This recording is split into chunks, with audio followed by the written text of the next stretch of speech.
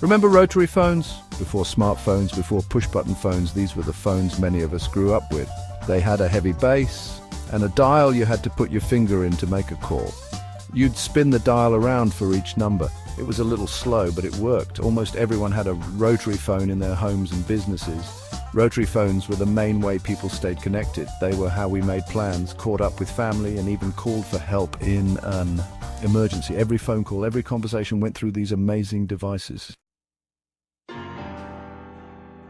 Now let's talk about that iconic mouthpiece on a rotary phone. It was usually curved and fit right over your mouth. This design wasn't just for comfort, though. It had an important job to do. Inside the mouthpiece was a small, delicate part called a microphone. When you spoke into the mouthpiece, your voice, even the quiet parts, caused tiny vibrations. Those vibrations traveled to the microphone, which turned them into electrical signals.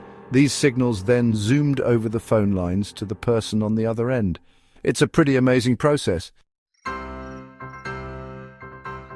Here's something you might remember about rotary phones, especially if you shared one with your family. That distinct smell.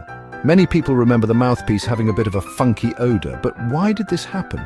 Well, think about how many times a day that mouthpiece was used. Every phone call meant someone was breathing and talking right into it.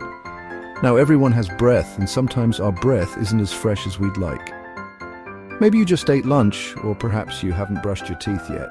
Over time, all those little breaths, along with any food particles or odors they carried, ended up trapped inside the mouthpiece. And because it was a closed space, the smells just kind of lingered.